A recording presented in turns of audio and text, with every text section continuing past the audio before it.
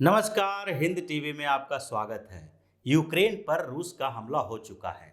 राजधानी कीव तक रूस की फौज पहुंच रही है और इस बीच पूरी दुनिया में हंगामा चल रहा है।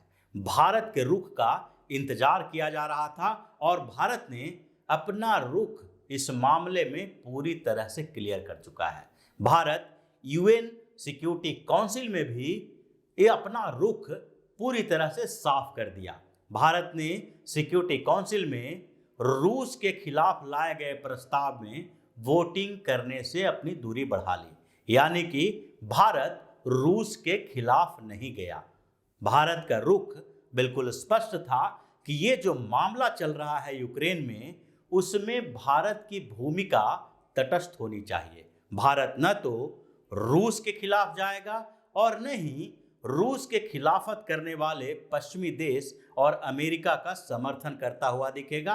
वो संयमित तरीके से इस विवाद को पश्चिम के उस क्षेत्रीय विवाद की तरह देखेगा और फिर इस हमले के लिए दोनों को जिम्मेदार ठहराएगा और संयमित तरीके से नाटो के अंदर चल रहे इस विवाद को लेकर भारत का रुख इसी तरह रहेगा कि नाटो समझौता के स्तर पर, बातचीत के स्तर पर इस मामले को निपटाए।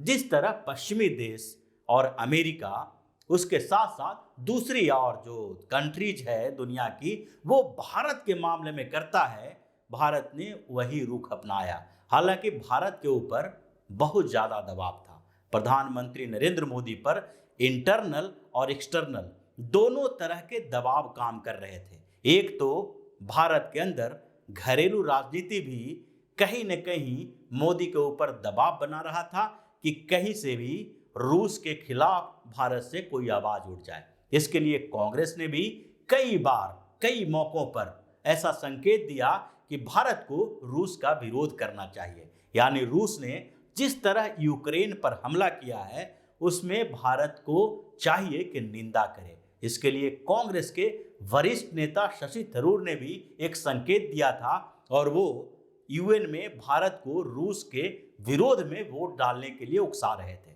ये घरेलू स्तर पर तो हो ही रहा था, लेकिन अंतर्राष्ट्रीय स्तर पर भी भारत के खिलाफ आवाज उठाई जा रही थी और भारत के ऊपर दबाव बनाया जा रहा था। प्रधानमंत्री नरेंद्र मोदी से विश्व के नेता बात कर रहे थे और उसमें अमेरिका के राष्ट्रपति जो बिडेन भी थे और अमेरिकी विदेश मंत्री भी भारतीय विदेश मंत्री के संपर्क में थे। इन लोगों का मानना था कि इस पूरे घटनाक्रम में रूस ने जो एग्रेशन दिखाया है, उसमें भारत अपना स्टैंड क्लियर करे और रूस के खिलाफ बयान दे कि रूस ने ये गलत किया है।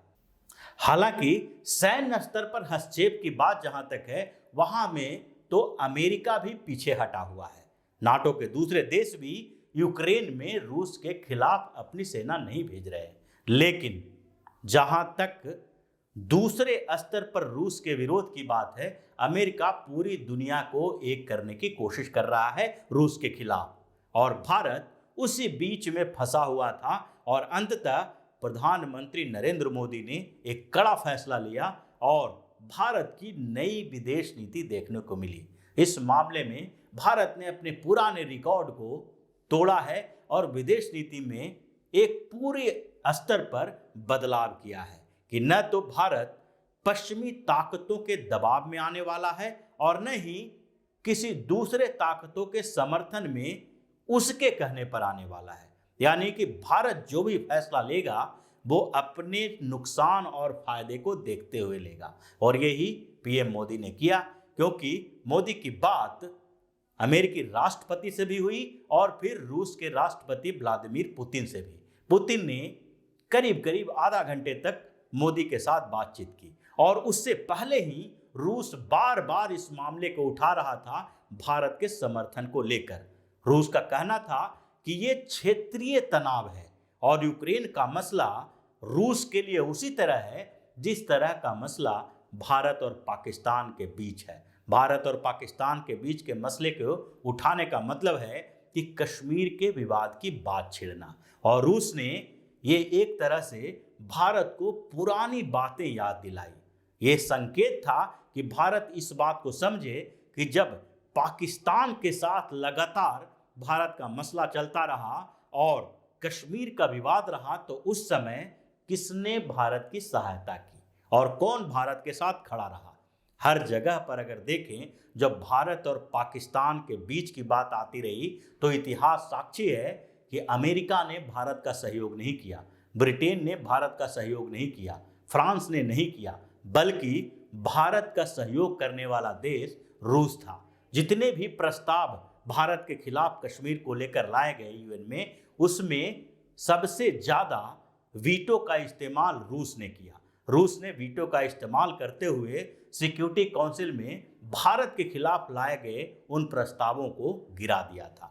और ये बड़ा आधार बना भारत के अपने स्टैंड लेने का, क्योंकि प्रधानमंत्री नरेंद्र मोदी ये बार बार कह रहे थे कि ये मसला नाटो का है और इन दोनों गुटों के बीच का जो विवाद चल रहा है उसकी परिणति कहीं न कहीं यूक्रेन में देखने को मिल रही है। और ये जायज भी है, क्योंकि अगर यूक्रेन के पूरे विवाद को समझें तो देखने को मिलेगा कि आखिरकार यूक्रेन में अमेरिका का इतना इंटरेस्ट क्यों है।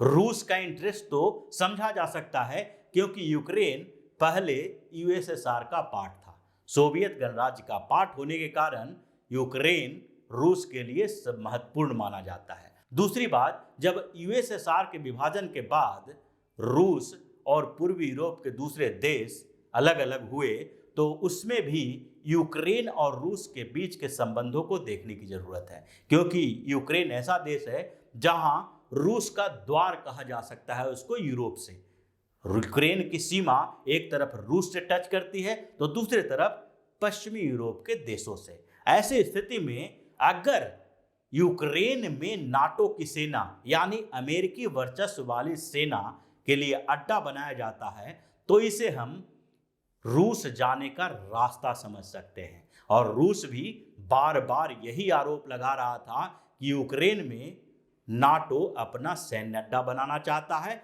और यूक्रेन के रास्ते रूस के ऊपर जासूसी करता रहता है। और इसीलिए अगर यूक्रेन नाटो का हिस्सा बन गया तो रूस और नाटो के बीच सीधा टकराव होगा और रूस में जो गतिविधियां चलती है, सैन्य गतिविधियां चलती है, उसके ऊपर भी यूक्रेन के माध्यम से नाटो अपनी नजर रख सकता है। और यही विवाद का कारण था और इस विवाद के कारण में यूक्रेन को मोहरा तो बनाया गया, लेकिन दूसरी तरफ देखें तो रूस ने बार बार ये कहा है कि नाटो ने संधि का उल्लंघन किया है। नाटो ने आश्वासन दिया था कि किसी भी स्तर पर पूर्वी यूरोप में घुसपैठ नहीं किया जाएगा, यानी कि 1991 के बाद जब स्थितियां बदली थी और यूएसएसआर का विघटन हुआ था, तो पूर्वी यूरोप के देशों पर रूस का ज्यादा वर्चस्व रहा और पश्चिमी यूरोप अमेरिका के करीब चले गए।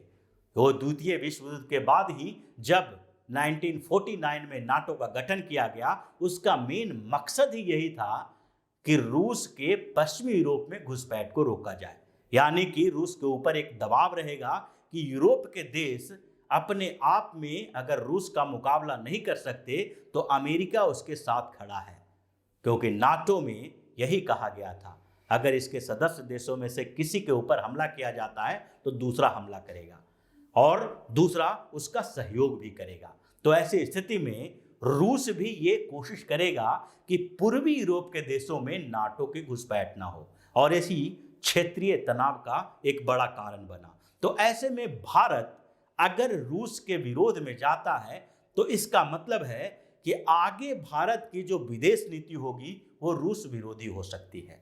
और ऐसी स्थिति में जब भी भारत का चीन के साथ या भारत का पाकिस्तान के साथ तनाव होता है तो रूस खुलकर विरोध कर सकता है, क्योंकि रूस अब तक भारत और चीन और पाकिस्तान के मसले पर या तो बीच बीच का रास्ता निकालने की बात करता रहा या भारत का सहयोग करता रहा, समर्थन करता रहा। लेकिन अगर ऐसी स्थिति बदलती है तो वहां रूस कम्युनिस्ट चीन के साथ खड़ा नजर आएगा, पाकिस्तान के साथ खड़ा नजर आएगा। और इसीलिए प्रधानमंत्री नरेंद्र मोदी ने सारी स्थितियों को देखते हुए यूएन में भी रूस का विरोध करने से मना कर दिया और अंतर्राष्ट्रीय प्लेटफॉर्म की बात जहां तक थी, वहां पर भी रूस के खिलाफ कोई निंदा नहीं की और हमेशा बातचीत से मसले के हल करने की बात कही, जैसा कि ब्रिटेन, फ्रांस, अमेरिका आदि देश भारत और पाकिस्तान के मसले पर करता रहता है, भारत और चीन के मुद्दे पर करता रहता है।